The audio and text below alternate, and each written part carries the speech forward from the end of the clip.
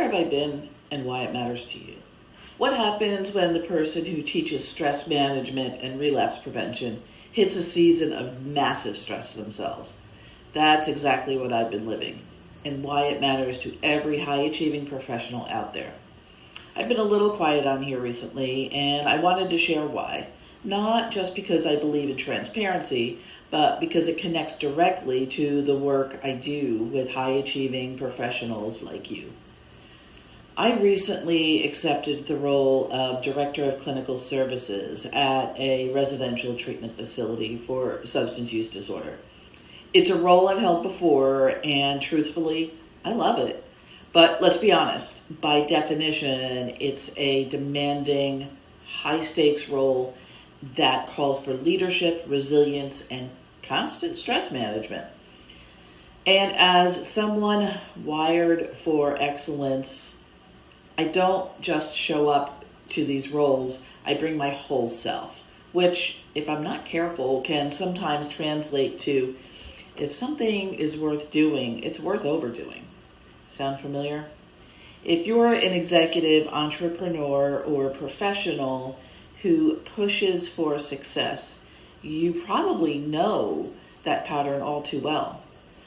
The past 2 months were a real-time executive stress lab. In just 8 weeks, I've been confronted with nearly every major category of executive stress.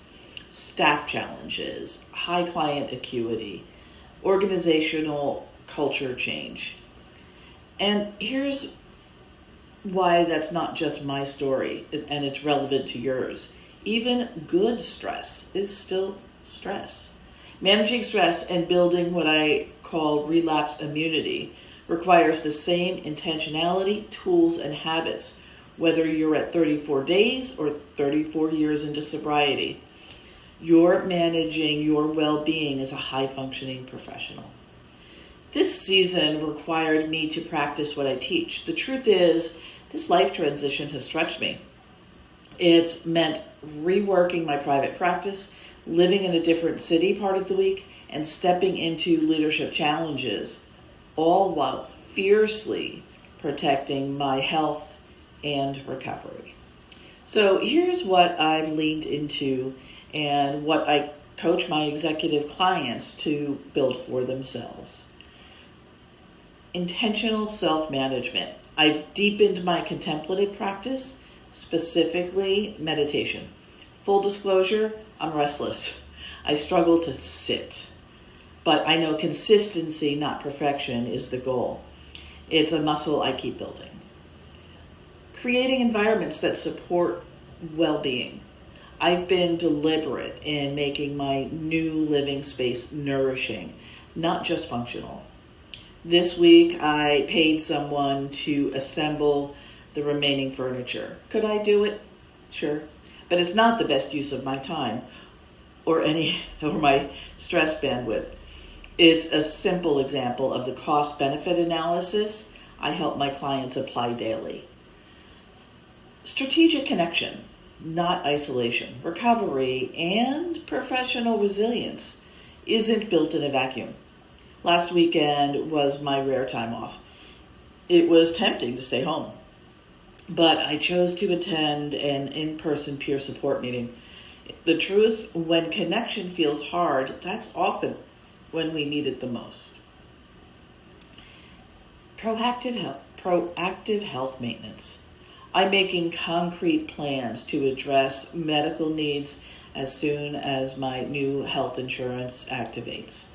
The same principle applies to executives and early recovery alike. Deferred health is compromised performance. Period. Creative expression as a stress tool. Creativity isn't just nice to have, it's neurobiological.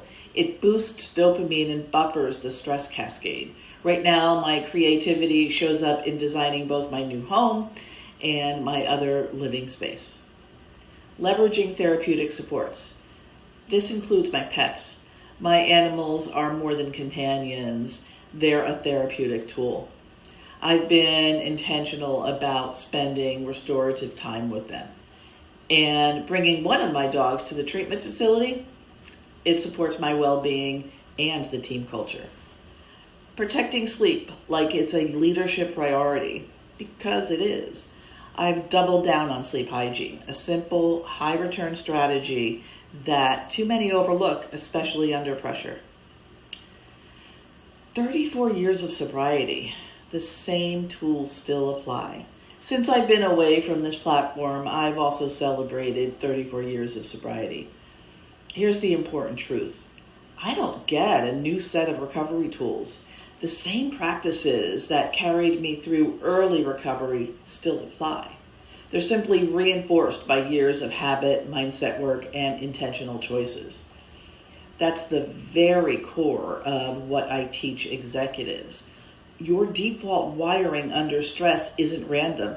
It's built or neglected by daily, consistent work.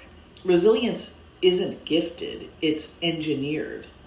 So the takeaway for you is this chapter has reinforced what I help my clients cultivate every day through my Thrive framework. Tools that actually work under pressure. Habits that sustain performance and well-being. Resilience built through intentional structure. Insight into how stress impacts decision-making. Values-driven leadership even during transitions. And emotional immunity.